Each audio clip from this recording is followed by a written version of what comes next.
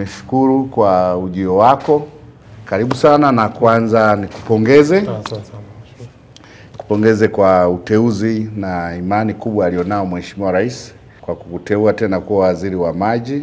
Ni wazi kwamba kazi zako ndo zimekufanya uendelee kuaminiwa, na hakika uhodari wako, ubunifu wako, uchapakazi ndo umemshawishi Mheshimiwa Rais kuendelea kukuamini.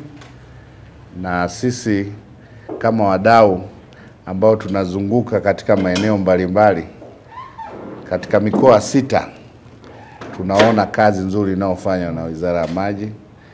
Na miezi mitatu iliyopita nilikuwa katibu mwenezi kwa mwaka 1.5. Nimeona kazi na ushirikiano uliotoa kwa Chama cha Mapinduzi. Kwa hiyo tukupongeze. Na hata hapa kazi nyingi, miradi mingi ya maji inafanywa vijijini na mjini.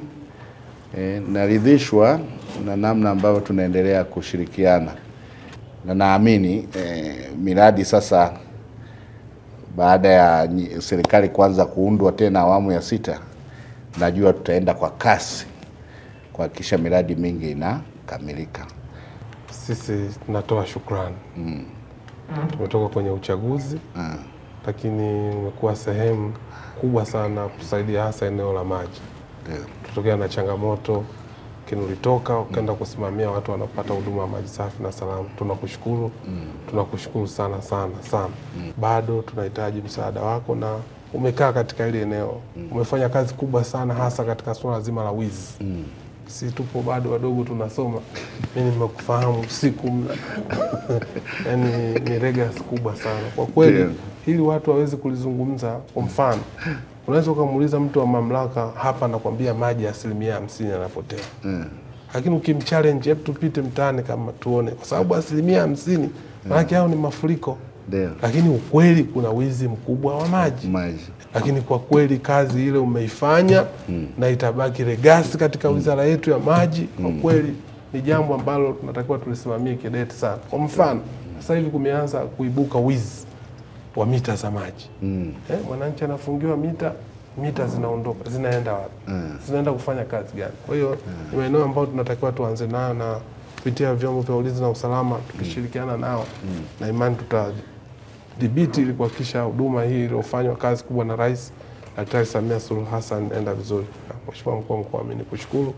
Tukushukuru sana kwa upendo na ushirikiano mkubwa ambao umetupa na ambao bado unaendelea kutupa. Mimi nakuombea kila laheri na Mungu atakufanyia wepesi mkuu wangu. Asante sana. Nashukuru sana Mheshimiwa Waziri, na umenikumbusha sisi wenyewe tumejadili swala la wizi wa mita.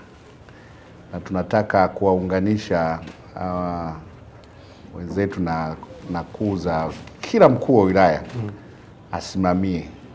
Kwa hiyo hilo tumeliongea na nimelipeleka, tuanze na mkuu wa wilaya ya hapa mjini. Akae na mamlaka ya maji, tutoe elimu na tukubaliane tu zikae wapi. Maana nyingi zinazoibiwa nafikiri ni nje. Mwingine tu anapita anatoa hiyo mita. Na hiyo mita unaenda kuiuza wapi? Wakati waziri nikikusikia, msiwabambikizie watu bili za maji, maana yake wafuate ile iliyoko kwenye mita. Usisahau kusubscribe na kugusa alama ya kengele ili uwe wa kwanza kupata taarifa zetu kila tunapoweka Msomi News.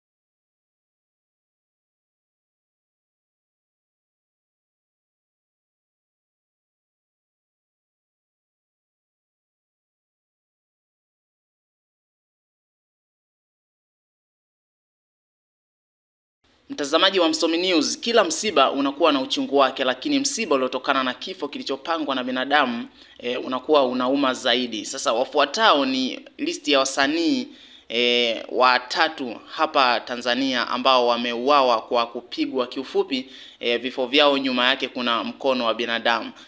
Tukianza na msanii namba moja ni anayejulikana kama Mandojo. Mandojo alikuwa ni msanii ambaye alifanya vizuri sana miaka ya 2000 akiwa na wenzake kama Domokaya. Ngoma zao kama Wanokonok na Nikupe Nini ziliweza kufanya vizuri sana. Hakika ni miongoni mwa duo bora kuwahi kutokea nchini, na bado watu wengi sana walitegemea kuwaona pamoja wakionyesha uwezo wao wa kipekee, lakini ilipofika mwaka 2024 hapo ndipo ulikuwa mwisho wa safari ya duo hiyo, kwani Mandojo aliuawa jijini Dodoma baada ya kupigwa na kundi la watu ambao walidai walimfananisha na mwizi.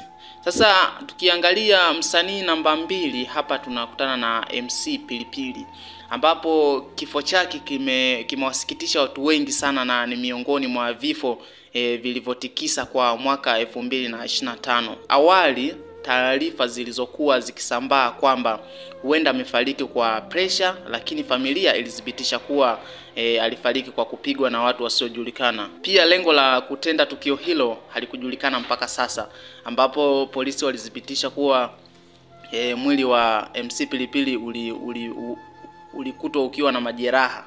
Sasa msanii namba 3 alikuwa anajulikana kama Mbalamwezi. Voko na melodi zake zilinogesha sana Zemafiki. Alifariki mwaka 2019 ikiwa bado wengi walitamani sana kumsikiliza zaidi kwenye ngoma za kundi lake.